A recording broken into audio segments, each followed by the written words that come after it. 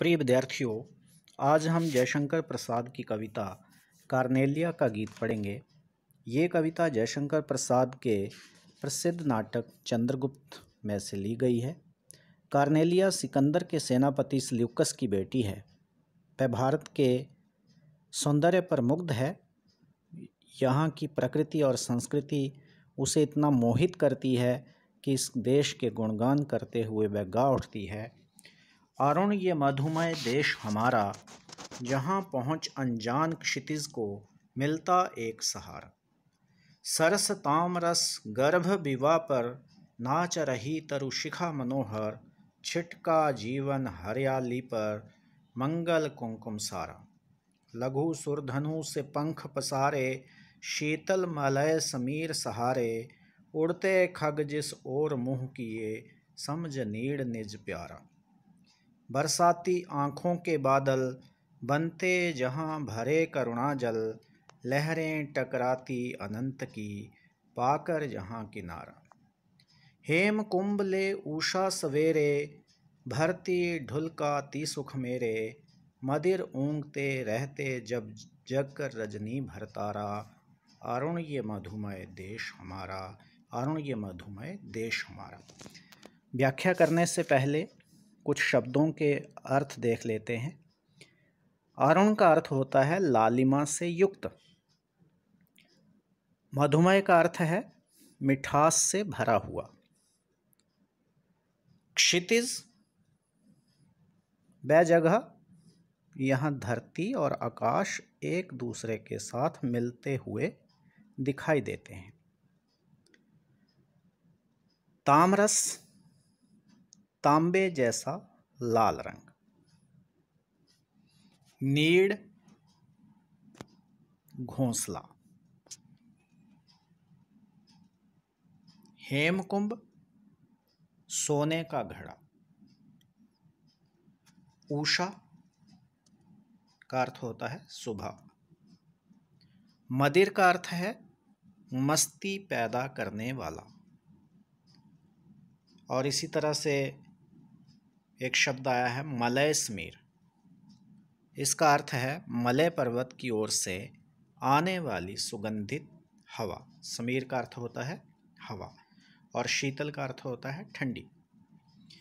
तो भारतवर्ष की विशेषताओं का उल्लेख करते हुए कार्नेलिया कहती है कि हमारा ये देश माधुर्य और लालिमा से युक्त है, अर्थात हमारा ये देश ज्ञान, प्रेम और माधुर्य से भरा हुआ है। जहाँ पहुँच अनजान क्षितिज को मिलता एक सहारा। ये वह देश है जिस देश में अनजान क्षितिज से भी कोई व्यक्ति यदि आ जाता है तो यहाँ आकर उसे एक सहारा मिलता है। कहने का भाव ये है कि हमारे देश में अपरिचित लोगों के साथ भी अपनों जैसा व्यवहार किया जाता है, क्योंकि हमारी संस्कृति कभी किसी को भी पराया मानती ही नहीं। हम तो वसुधैव कुटुंबकम की भावना को मानने वाला देश हैं।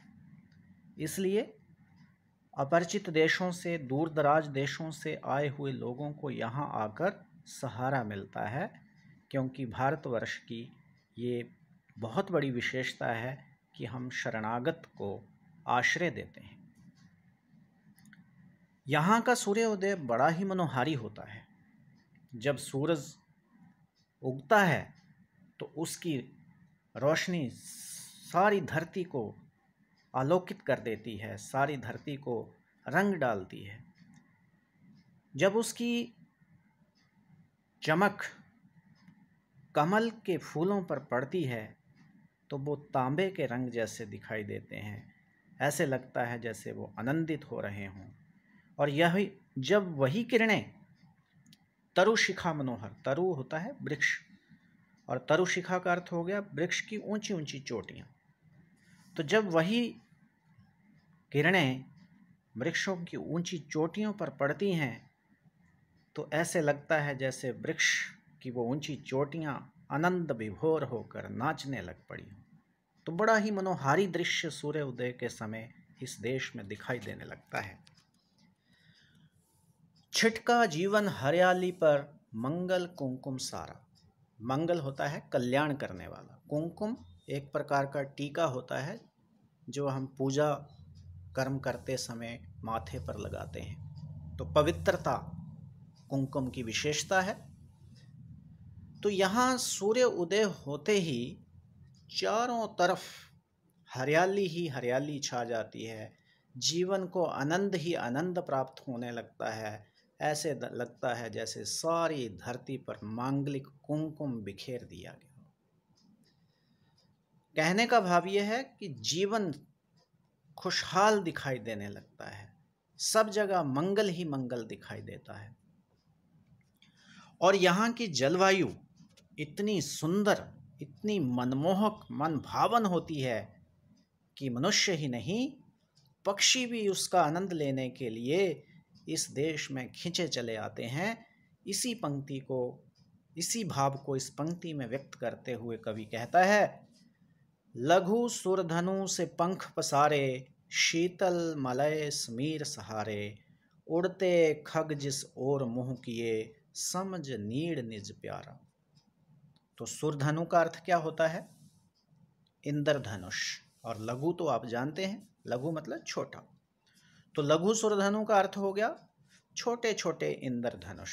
से का अर्थ है केसमान। पंख पसारे, पंख फैलाते हुए। शीतल ठंडा। मलय, जैसे मैंने पहले कहा, मलय एक पर्वत है, इसमें चंदन के वृक्षों की बहुतायत रहती है, बहुत ज़्यादा मात्रा में चंदन के वृक्ष होते हैं।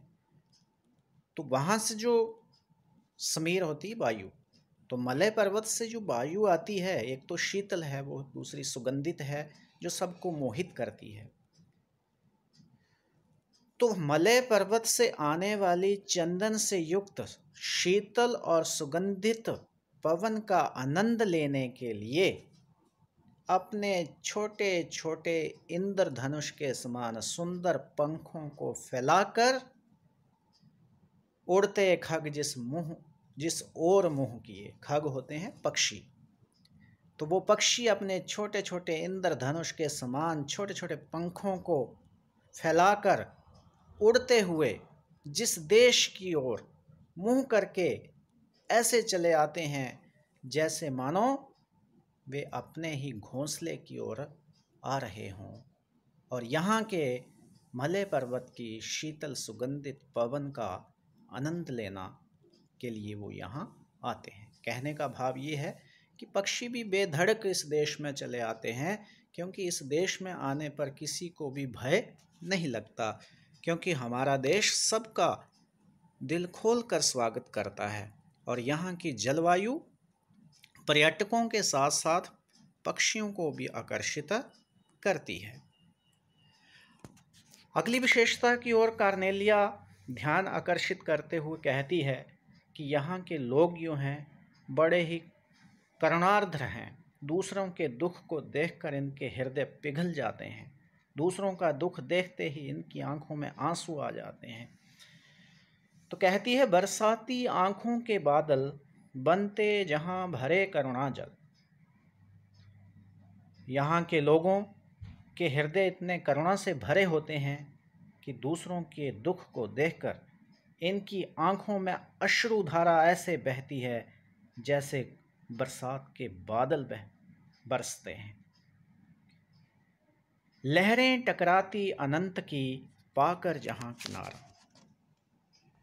अनंत समुद्र में, अनंत होता है जिसका कोई अंत नहीं, विस्तार, दूर दूर तक फैले हुए समुद्र में उठती हुई लहरें जब इस देश के किनारों के साथ टकराती हैं तो उन्हें भी यहाँ आकर शांति प्राप्त होती है। विद्यार्थियों, इसमें एक सांकेतिक अर्थ भी है। हमारा देश आध्यात्मिक शांति को बहुत महत्व देता है। दुनिया भौतिकता के त्रास से त्रस्त होकर हमारे देश में शांति के लिए आती है और यहाँ उसे शांति प्राप्त होती भी है। तो लहरें जो भटकती रहती हैं जब हमारे देश की सीमाओं के साथ टकराती हैं तो शांत हो जाती हैं। तो इसके माध्यम से कवि ये कहना चाहता है कि हमारे देश में लोगों को असीम शांति प्राप्त होती है, आध्यात्मिक आनंद उनको यहाँ आकर प्राप्त होता है। अब अंतिम दो पंक्तियों में सूर्य उदय के समय भारतवर्ष का सौंदर्य कैसा दिखाई देता है, इसको कवि एक रूपक के माध्यम से प्रस्तुत कर रहे हैं। बड़े ध्यान से इस रूपक को समझने का प्रयास करें। हेम कुंभले उषा सवेरे, भरती ढुलकाती सुख मेरे, मदिर ऊँघते रहते जब जगकर रजनी भरतारा। हेम कुंभ का अर्थ हो गया सोने का घड़ा। ये सूर्य के लिए प्रयुक्त किया गया एक रूपक है। उषा सुबह, सवेरे सवेरा आपको पता है, भरती ढुलकाती सुख मेरे, सुख भरकर लाती है और ढुलका देती है। मदिर जैसे मैंने पहले बताया, मस्ती पैदा करने वाला। ऊँघते, ऊँघता होता है निद्रालु अवस्था में, रहते जब जगकर रजनी भरतारा।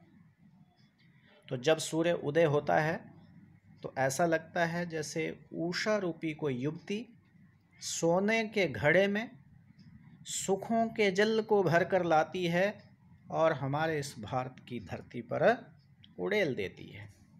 कहने का भाव ये है, सूर्य उदित होकर ऐसा सौंदर्य उत्पन्न करता है, ऐसा सुंदर दृश्य उत्पन्न करता है जिसे देखकर कण कण में सुख की अनुभूति होने लगती है।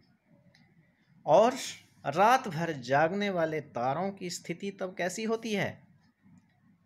वो उनकी रोशनी थोड़ी थोड़ी मिट रही होती है, वो ऊँघते हुए दिखाई देते हैं। ऐसे लगता है कि जैसे पूरी रात वो जागे हैं और अब नींद महसूस कर रहे हैं और सोने की तैयारी कर रहे हों। तो रजनी क्या है? रात। जैसे वो रात भर जागे हों और निद्रालु अवस्था में अब ऊँघते हुए से दिखाई दे रहे हैं, जैसे मानो नींद ने उनको घेर रखा हो। तो ये थी आपकी कविता अरुणिय मधुमय देश हमारा। अब हम थोड़ा सा इसका काव्य सौंदर्य देख लें। सबसे पहले हम इस पूरी कविता का भाव स्पष्ट करने की कोशिश करेंगे। तो जैसा आपने देखा है, पहला आप बिंदु ले सकते हैं कि इस कविता में जयशंकर प्रसाद ने कार्नेलिया के माध्यम से भारतवर्ष की अद्भुत विशेषताओं का वर्णन किया है। दूसरा, आप भाव से ही जुड़ा हुआ बिंदु ले सकते हैं। दूसरा बिंदु लिख सकते हो आप, इस कविता में राष्ट्रीयता या राष्ट्र प्रेम की भावना निहित है। तीसरा, हम एक कोई अलंकार ढूंढने की कोशिश करते हैं। प्रिय विद्यार्थियों, आप अनुप्रास अलंकार से भलीभांति परिचित हैं, और अगर हम यहाँ देखें तो स्मीर सहारे में अनुप्रास अलंकार है। इसी तरह से बादल बनते, इसमें भी अनुप्रास अलंकार है। और जब जग कर, यहाँ भी अनुप्रास अलंकार का प्रयोग किया गया है। तीसरा देखते हैं, अभी एक और अलंकार है, लघु सुरधनु से पंख पसारे। यहाँ पंखों की तुलना छोटे छोटे इंद्रधनुषों से की गई है।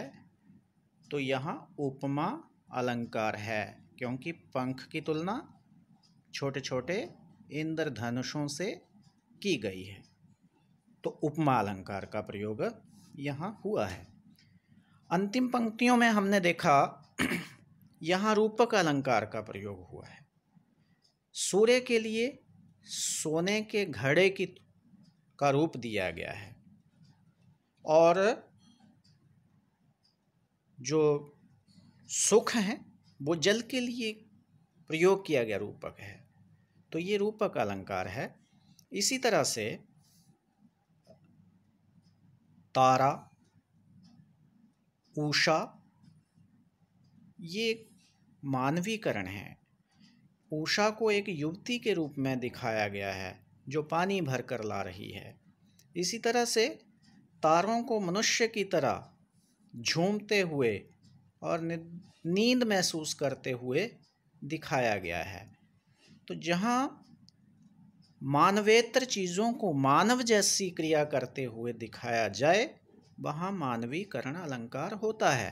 कहने का भाव ये है, जो चीज़ें मानव नहीं हैं लेकिन उन्हें मानव की तरह काम करते हुए दिखाया जाए, तो वहाँ मानवीकरण अलंकार होता है। तो ये थे कुछ अलंकार। इसके अतिरिक्त अब हम इसके लयात्मकता की बात कर लेते हैं। ये कविता मूल रूप से एक गीत है और गीत में पहली पंक्ति के साथ हर पद के बाद लय मिलती है। जैसे अरुण ये मधुमय देश हमारा, यहाँ पहुँच अनजान क्षितिज को मिलता एक सहारा। तो पहली पंक्ति का अंतिम शब्द हमारा है और इसके साथ लय मिलाता शब्द है सहारा। इसी तरह से अगला पद्यांश देखें तो हमारा के साथ लय मिलाता है सारा, और तीसरे में देखें तो हमारा के साथ लय मिला रहा है प्यारा, और उससे आगे है किनारा और उसके आगे है तारा। तो ये सारे लयात्मक शब्द हैं। तो गीत शैली में ये कविता रची गई है। और अंतिम विशेषता इसकी भाषा है। जयशंकर प्रसाद की भाषा तत्सम शब्दों से युक्त है, लेकिन साथ ही इनमें लाक्षणिकता का गुण भी विद्यमान है। तो प्यारे बच्चों, ये थी हमारी कविता कार्नेलिया का गीत। आशा करता हूँ आपको ये अच्छी समझ आई होगी। और अब हम इसके प्रश्न उत्तर जो है वो अगले वीडियो में आपके साथ साझा करेंगे। नमस्कार।